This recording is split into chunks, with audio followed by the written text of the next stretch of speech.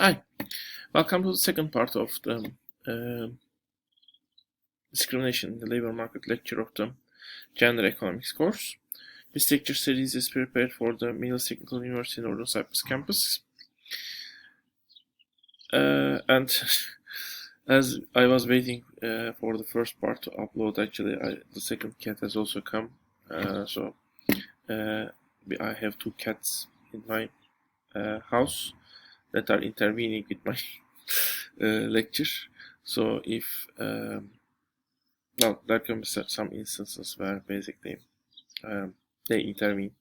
I'm sorry for that if that happens.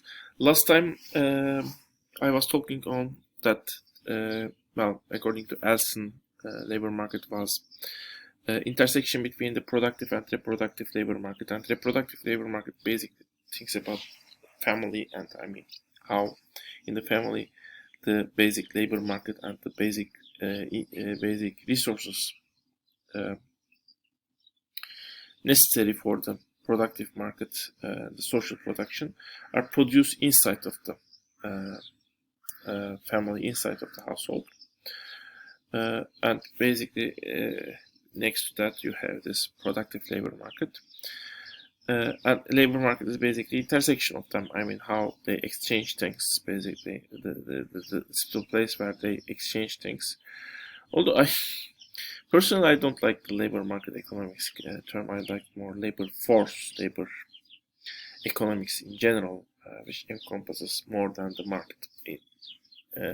In my opinion, in that sense, actually, it might, if you take the labor economics, it can encompass both the productive and reproductive markets, since in both markets you have labor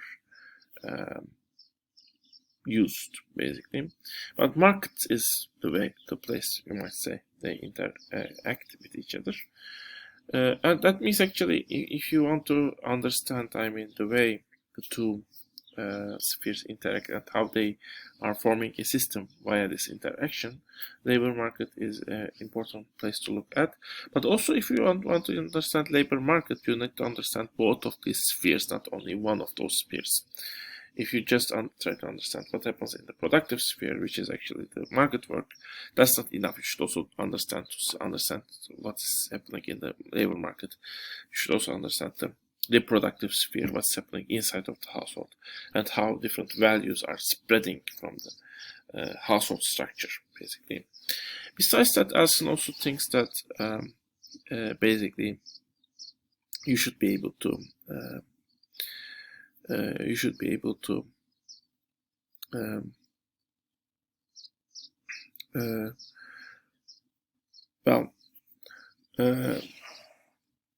describe, well, you should not take one variable or a single variable at the face value. Rather, when you are aiming to understand a particular trend, you should also look to certain details of that trend, which might provide you some additional information that we will see what it means in the coming parts. So one data, when you just take a trend of that data, people should always be suspicious. You might have some idea what that trend means, but you should confirm that idea with looking to different things also. The third thing is you should take the concepts more with concepts with their all different dimensions. I mean, you should not take the concepts as like efficiency as a static simple concept which is saying only one thing. I mean, which can be defined only one way. Efficiency can be defined on multiple ways, and that definition, those multiple definitions might be important. So it's a kind of an article where you see all those complexities of them and why that might matter. That, in that sense, it's a useful article. We want to simplify things in science, but while simplifying it, maybe we should be careful at actually when to simplify, when not to simplify. And maybe this article tells us on certain aspects we should be careful on.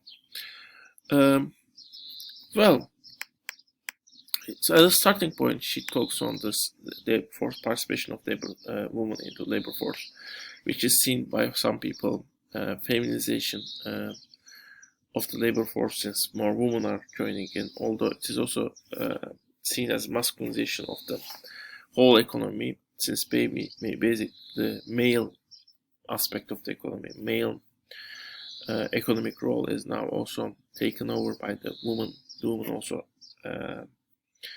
women also start to share. I mean, they also have the same role male people have in the economic system, and that aspect is seen by most of the feminist economists and economists also in general. Although there are some people with reservations, but mainstream media also, I mean, mostly seen as a good thing. There are some conservative politicians that doesn't see it as a good thing. And some mainstream economists are kind of indifferent, and they might say, I mean, it might be bad if women are treated. There are policies that are basically providing some incentives to women, but not the men, basically. That might be that might create an artificial trend, basically, in the economic system. So basically, they should decide rather according to their preferences and their abilities, basically, in the labor market. But as some said, actually, there are this whole different dimensions of participation that should also be taken into account. One thing is, for example, well, when they participate in the labor market, women might basically, well, not be necessarily better off. And there are different factors that might actually make women not that much better off when they participate in the labor market. One aspect is, for example, even when they join to the labor market, many women might not have control over their income. And as we have seen in India and some states like Bangladesh, basically also, we have discussed this in them. For example, the intimate partner pilots part also. And also in the last part, in the article on Turkey, İlk Karacan's article, we also discussed this. Well, many women who are working might not have basically control over their income. They might think actually even working doesn't improve their control necessarily over income. And basically, working, when women work more, when women join more in the labor market, this might not even change in some countries. I mean, at least for the period it has happened, maybe in the long run. When more year passes, this might change. But this should be one thing to consider. I mean, and even the intimate partner violence, when we looked on that, when women work more, when women earn more money, that doesn't necessarily mean that they are experiencing less intimate partner violence. That was one of our conclusions in the intimate partner violence part. So maybe working might be one step, but not necessarily a step. There should be other aspects that are related to the values and other things if you want to empower women. I mean, just making women work is not enough, maybe. And moreover, well, working women might be basically, well, since previously they had a household role, and there was this moral that their male counterparts will provide for them. Now that might not anymore happen. I mean, all these previous sources of income basically might disappear. Well, this should be something expected. Since women are working, they should be working on their own. They should be able to look for themselves. They should not necessarily depend on kins. Although this all kin network that is providing women when they are in need might be also something beneficial when we are talking on the man. I mean, we need to have networks that are providing us when we are in need. Well, do we have anything that can replace this in the labor market? Well, in the labor market, we might have certain organizations in the labor market, like unions, or at least more socialization of the people in the labor market, some chambers for them, some skilled jobs. But the main point is, and Alison told us on this, women might not be able to also participate in these organizations. Sometimes because they directly reject them, or even if they don't directly reject them, it might be difficult for women to socialize with men who are basically within these organizations and dominant within these organizations. So basically, in that sense, joining to the labor market comes with all of its risks and side effects. This doesn't mean women should not basically join to the labor market. This doesn't mean joining to the labor market won't necessarily improve women's conditions. But this means that basically improving women's living standards is more than joining to the labor market. Maybe it should include other aspects, other considerations also. We should see this as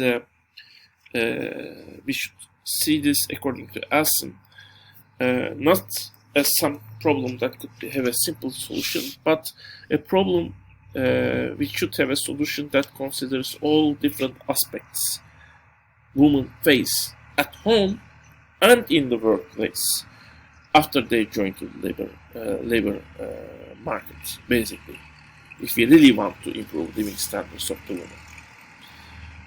So this is the first part of Alson's article, and then